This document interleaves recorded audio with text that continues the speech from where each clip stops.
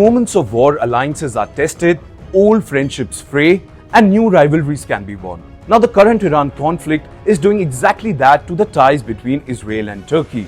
As Turkish President Erdogan and Israeli Prime Minister Benjamin Netanyahu trade barbs over the strikes on Iran and the wider regional fallout, their already damaged relationship is being pushed closer to the edge. So today in this edition of From the News Desk, we will talk about how the war of words between Israel and Turkey is driving already strained relationship towards something far more dangerous, and more importantly, why it must be a cause of concern for a region which is already on the edge.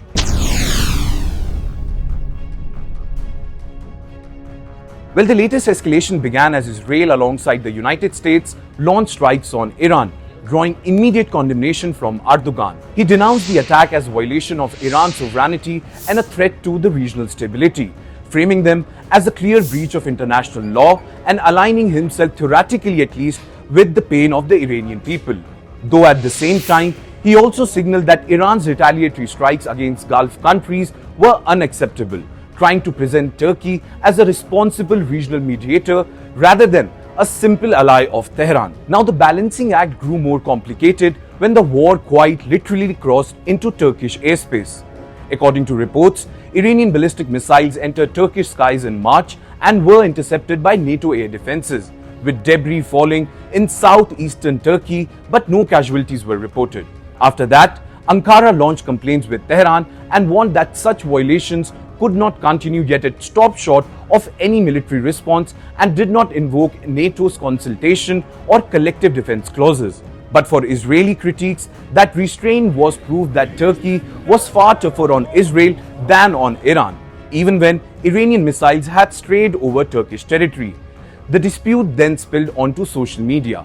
Erdogan and other Turkish officials used X to brand the war as destabilizing, illegal, and politically convenient for Netanyahu. In fact, one widely shared message claimed that every drop of blood shed in the war triggered by US-Israeli attacks would help prolong Netanyahu's political survival, sharpening the accusation that Israel was escalating conflict to serve domestic politics. After that, Netanyahu hit back with his own post on X, vowing that Israel would continue to fight Iran's terror regime and its proxies and accusing Erdogan of accommodating them while massacring his own Kurdish citizens. In fact, Israel's defense minister also joined in, portraying Erdogan as loud in rhetoric but weak in action against Iran, reinforcing an image in Jerusalem of Ankara as an increasingly hostile actor.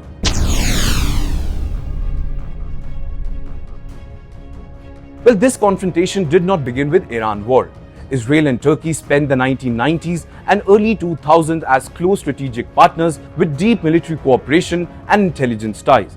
That changed dramatically after the 2010 Mavi incident, when Israeli forces raided Turkish-led flotilla trying to break the Gaza blockade, killing several activists. Well, for years, diplomatic ties remains downgraded, but a cautious reset came only in 2022 when the two countries restored full diplomatic relations and exchanged ambassadors, raising hope of a slow, pragmatic normalization. But those hopes were short-lived.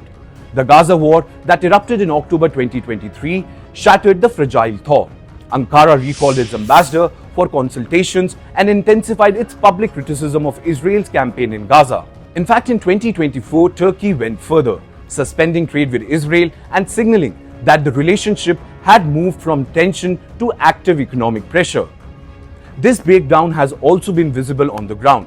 Israeli diplomats had already left the consulate in Istanbul amid the diplomatic crisis that followed the Gaza war. In fact, when gunmen attacked the building housing the Israeli consulate on April 7, there were no Israeli staff inside, a stark symbol of how far the ties had already fallen from the brief optimism of 2022.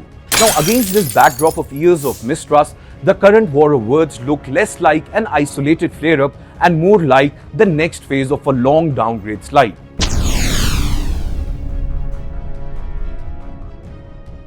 Well, the question now is whether this trajectory ends in open rivalry between Israel and Turkey. Now, many analysts believe a direct military clash remains unlikely, largely because both are close partners of the United States, which still has significant leverage over each. Yet the political and strategic rivalry is clearly intensifying.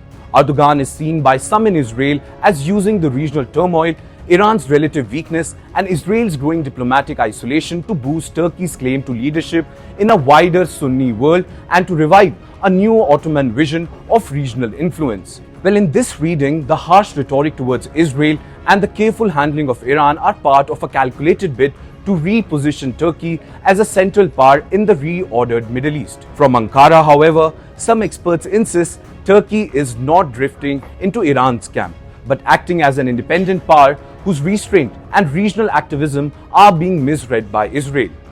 Experts also argue that any military clash between Israel and Turkey would be disastrous and detrimental for both sides, though normalization, they suggest, might only come after major political changes either in Israel or Turkey, making a near-term reset unlikely. But what is clear is that each new crisis from Gaza to Iran gives both governments more reason to portray the other not just as a difficult partner, but as a part of the threat itself. And if this pattern continues, the Iran war may be remembered not only for reshaping Israel's confrontation with Tehran, but also for turning a once close Israel-Turkey partnership into one of the Middle East's most combustible rivalries.